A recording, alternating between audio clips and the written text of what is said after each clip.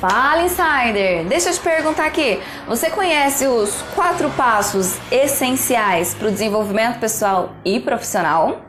Não? Então você precisa conhecer, até porque eles são essenciais. E sabe quais são eles?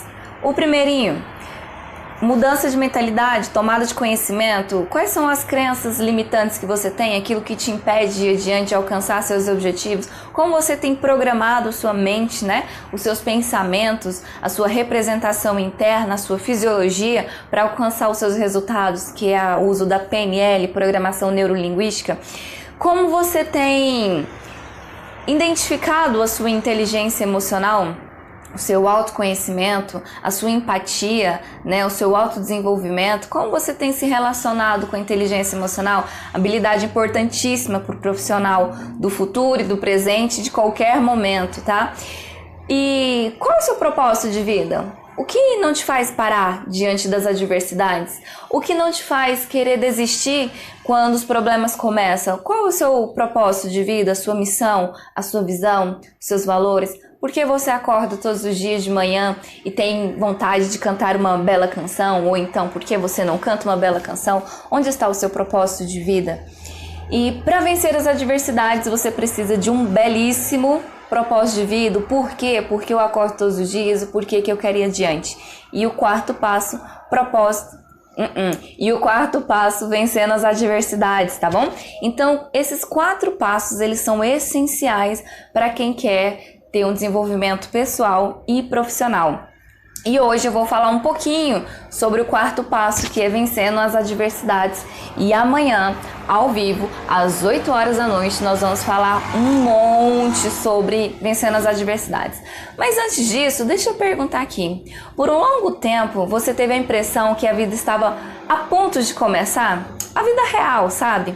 Mas sempre havia um obstáculo no caminho, algo a ser vencido primeiro, algum negócio inacabado, um tempo comprometido, uma dívida a ser paga. E depois que tudo isso passasse, aí então a vida começaria. Você já passou por isso? Até que você percebeu que finalmente os obstáculos eram a sua vida? Quem falou isso pra gente foi Alfred Souza, tá bom? E é isso mesmo.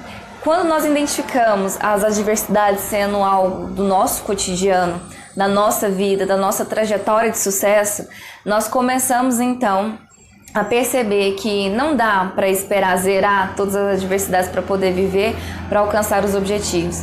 A ideia é usar as vantagens dessa adversidade, é pegar as adversidades e fazer elas a seu favor e saber como vencer e como lidar com cada obstáculo do seu cotidiano.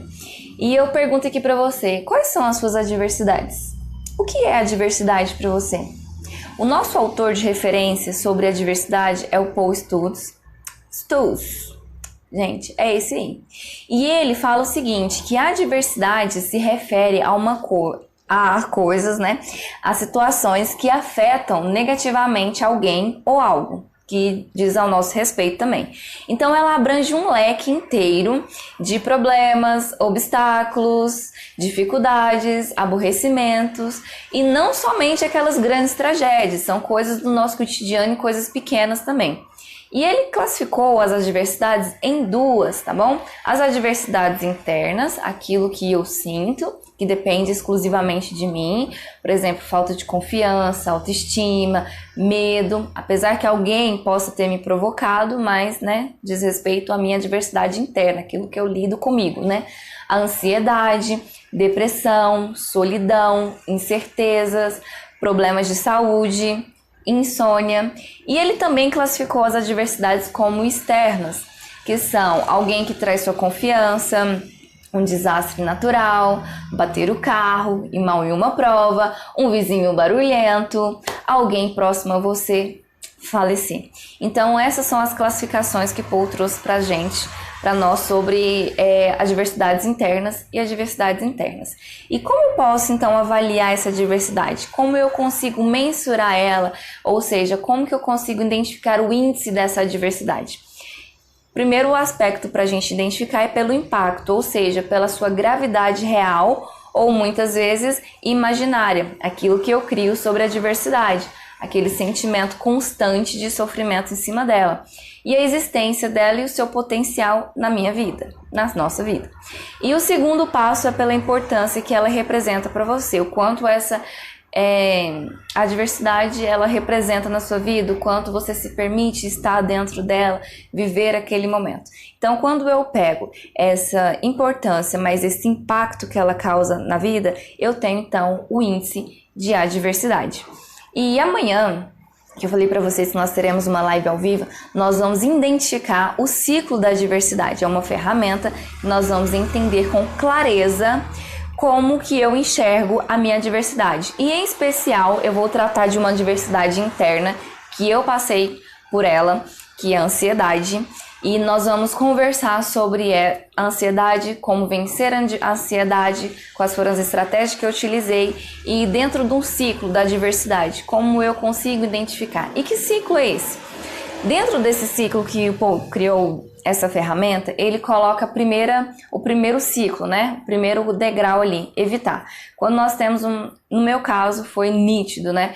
Eu estava ansiosa, com transtorno de ansiedade, e eu comecei a evitar, negando que aquilo estava acontecendo comigo. Eu tinha os sintomas e eu ficava falando, não é isso, é porque eu casei, mudei de casa, mudei de setor, então acabava que eu negava isso, eu evitava a me relacionar com a ansiedade. Tá tudo certo, não preciso tratar, não preciso cuidar, tá tudo certo. Então eu evitava, até que foi virando uma grande bola de neve.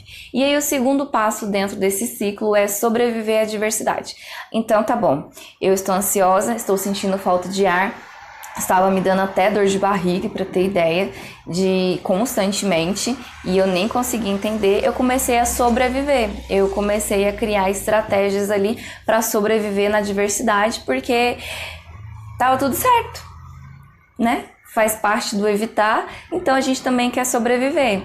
Ou seja, a gente passa por ela e fica naquele nível, sem energia, sem ter progresso e sobrevivendo. Não tinha ânimo, não tinha vontade de fazer as coisas e ficava ali sobrevivendo àquela ansiedade.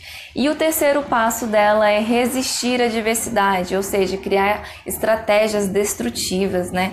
Que acabam transferindo culpa. Não, eu tô ansiosa mesmo porque isso, porque aquilo, e começavam a justificar tudo quanto é jeito ali para poder resistir a ela. E sem entender que o mais interessante, que é o quarto passo que eu deveria ter feito, era administrar essa diversidade, identificar, aceitar, assim, eu estou passando por este momento e como eu vou vencer este momento. Então, a partir do momento que eu passei a administrar essa diversidade, que eu identifiquei que eu precisava ter mudança, que eu precisava fazer algo, que eu precisava estar no controle dela, eu fui para o quinto passo, que era dominar a diversidade. Então eu estava ali já com conhecimento sobre o assunto, utilizando estratégias, ferramentas, fazendo meditação, esvaziando a mente. Oh meu Deus, como é bom esvaziar a mente, tá bom? E a ansiedade atrapalha até a questão de insônia, né? Muito sério, porque você vai deitar e fica com a mente a mil por hora, pensando em um monte de coisa e que às vezes nem faz sentido, aquele tanto de pensamento. Na hora você acha que é muito real, que é muito necessário, mas acaba que ele nem faz sentido. Então amanhã às 8 horas nós vamos ter uma live ao vivo falando sobre esse ciclo da diversidade. E o legal vai ser você preparar a sua diversidade para conseguir identificar também como passar por ela. Mesmo eu falando sobre ansiedade, vai ser interessante você trazer a sua diversidade também, tá? Porque dá para simular em cima do que você tem passado. Então nós vamos usar uma ferramenta muito bacana e se prepare amanhã às 8 horas para nossa live ao vivo, tá bom? Um abraço e até amanhã.